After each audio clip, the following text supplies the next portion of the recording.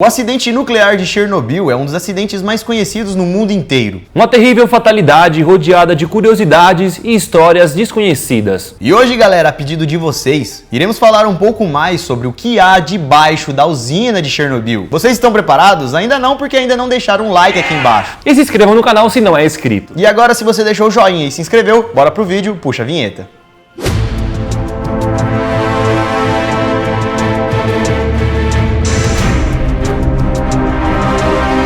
Fala galera, beleza? Bom, eu sou o Lucas Marques. Opa galera, eu sou o Daniel Molo. E em um outro vídeo que fizemos sobre Chernobyl, eu perguntei se vocês queriam saber o que havia debaixo de Chernobyl, e vocês pediram muito. Foi o comentário mais feito naquele vídeo, então tá aí pra vocês o vídeo completão. Então antes de falar o que há debaixo de Chernobyl, vocês precisam saber melhor o que aconteceu lá em Chernobyl. Bom, como vocês já devem saber, o quarto reator da usina superaqueceu e acabou explodindo, acarretando em uma gigantesca explosão nuclear. No momento da explosão, as testemunhas dizem que viram no céu um lindo arco-íris, mas eles não sabiam que aquilo representava um grande problema. Depois do acidente, vários bombeiros foram acionados para conter o fogo e muitos chegaram até o local sem nenhum equipamento adequado. Na verdade, a grande maioria das pessoas que ajudaram em todo o acidente não usaram os devidos equipamentos. Porque eles não sabiam do gigantesco problema que havia além da explosão e do fogo, que seria, no caso, a grande radiação. Tanto é que depois de apagar o fogo, o governo enviou uma nota falando para a população que eles já tinham controlado o problema e que tudo já estava resolvido. Só que naquele momento eles não sabiam que a radiação poderia contaminar tudo aquilo, e já estava contaminando. E o governo soviético estava tão desligado do real problema que estava acontecendo que eles só foram saber mesmo da gravidade do problema graças a um monitoramento feito por um outro país, pela Suécia. Tanto é, galera, que no dia seguinte da explosão, lá na cidade de Pripyat região, as crianças foram para a escola normalmente, como se nada tivesse acontecido. A galera não tinha nenhuma noção do perigo da radiação que estava solta pelo ar. Não, e o problema não é nem as crianças que estavam indo para a escola, o problema mesmo foram todos aqueles trabalhadores que botaram a mão na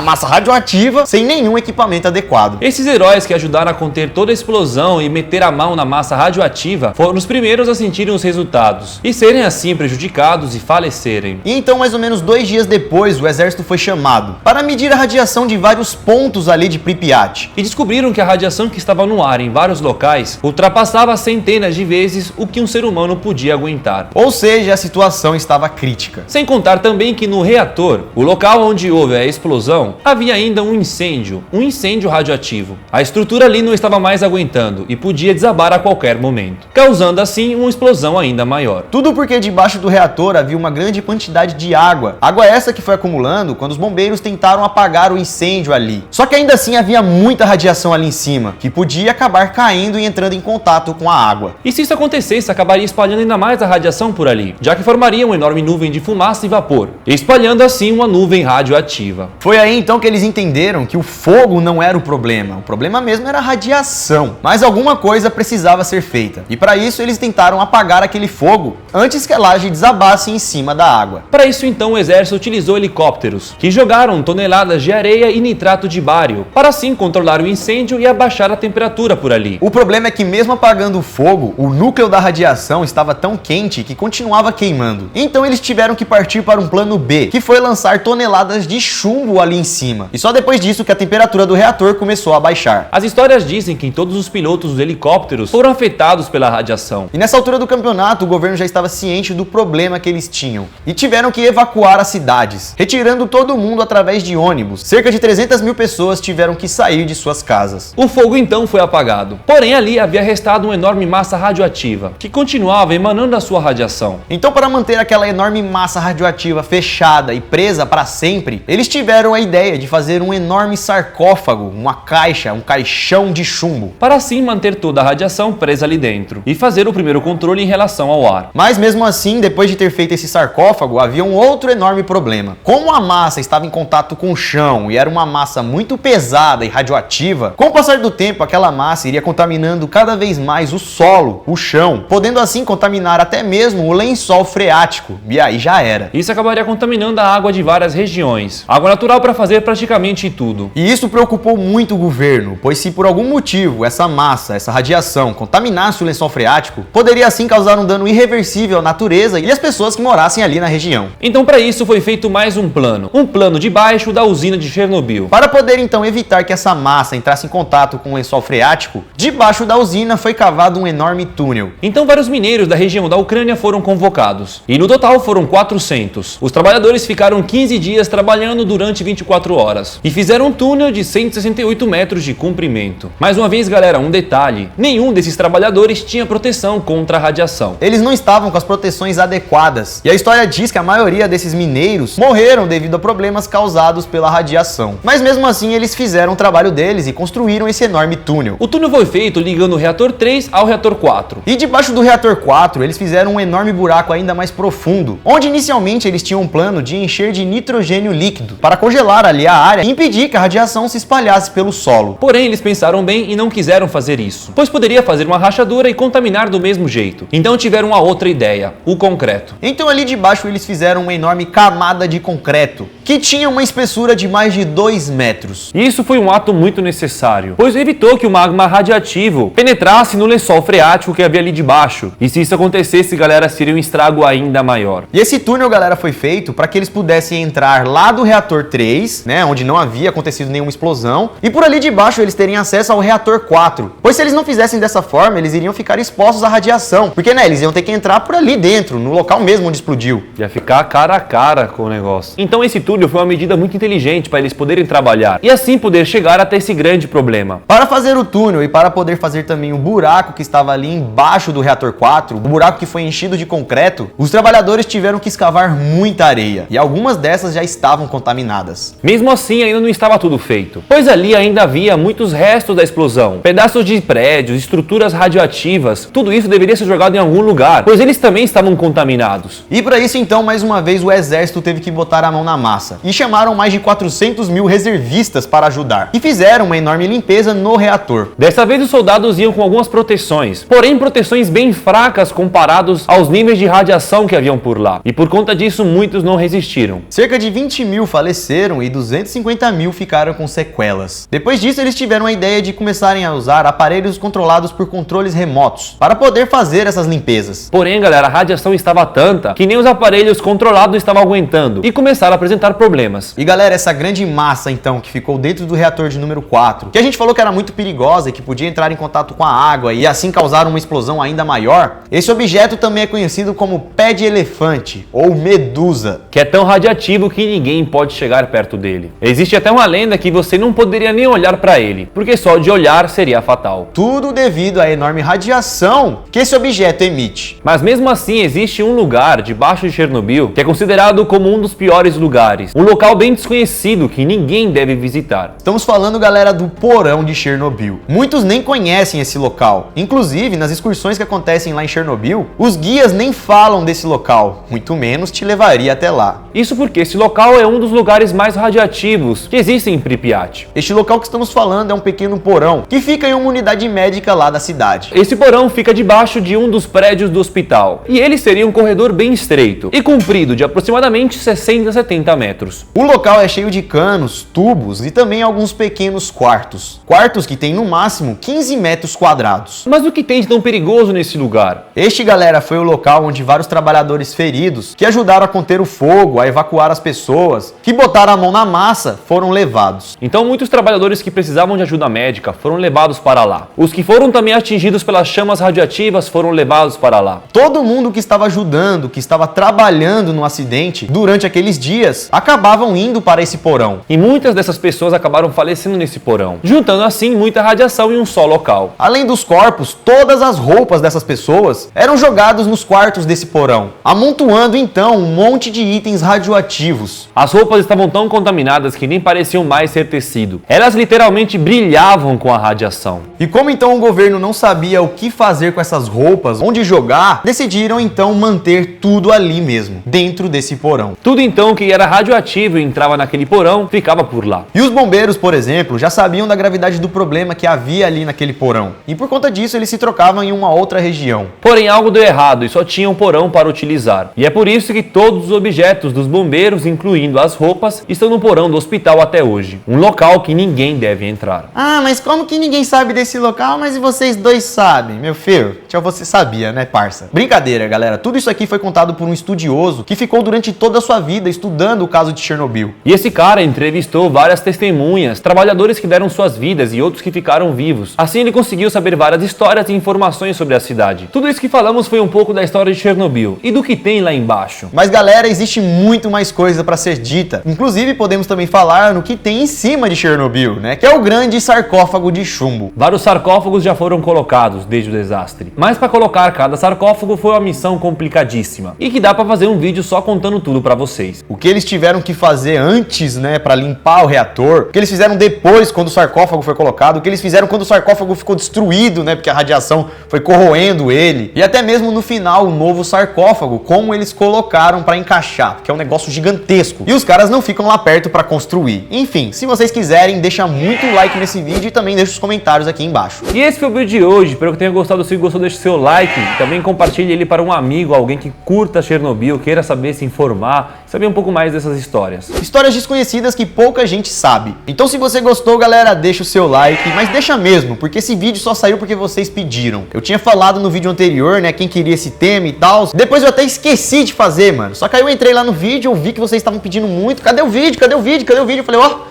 Dani, Então tá na hora. Tá na hora de fazer aí, ó. Fizemos aí pra vocês. Então deixa o seu like, também se curte. E deixa nos comentários uma outra sugestão também de Chernobyl. Veja outros vídeos aqui do canal, tem vários aqui na tela, ou aguarde o que vai sair amanhã. Ficamos por aqui então, galera. Isso tudo pessoal. Até amanhã. Valeu! Calma. Se tiver rede social, siga a gente lá também no Instagram, Dani Mo, Lucas Marques e VC Sabia Vídeos e Você Sabia Fotos. Ficamos por aqui então, galera. Até amanhã. Isso tudo pessoal. Agora sim, valeu!